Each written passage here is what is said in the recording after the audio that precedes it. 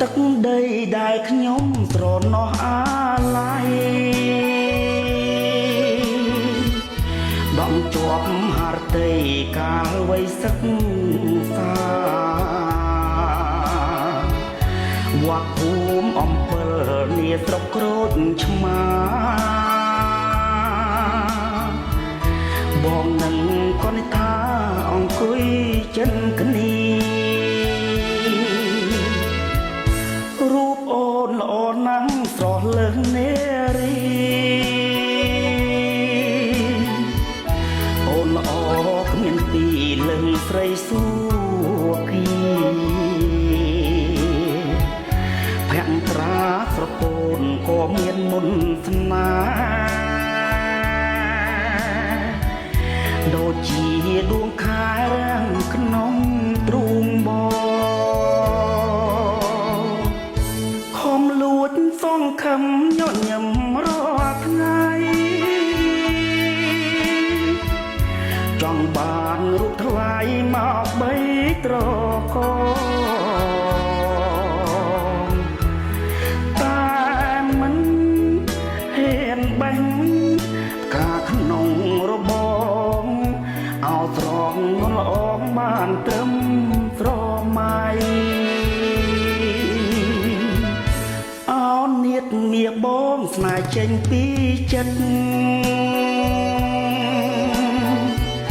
បានត្រឹមអាណិតតែគ្មាននិស័យរៀបការចុះអូនកុំព្រួយកុំភ័យបើមានជាតិថ្មីយើងគូនឹងគ្នា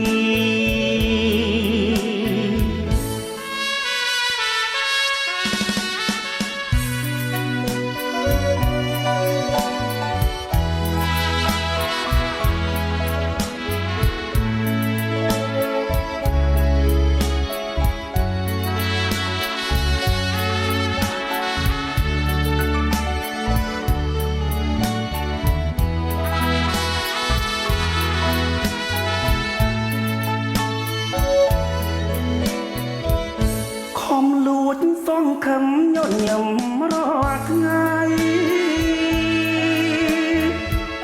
ចង់បានរូបថ្លៃមកបីត្រ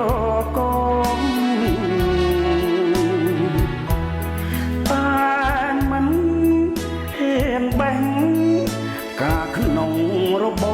ងអោត្រង់នោះល្អបានត្រឹមស្រមៃអោនៀតមៀបងស្នេហ៍ចេញពីចិត្តបានត្រឹមអាណិតតែគ្មាននិស័យរៀបការចុះអូនកុំព្រួយកុំភ័យបើមានជាតិថ្មីយើងគូនឹងគ្នា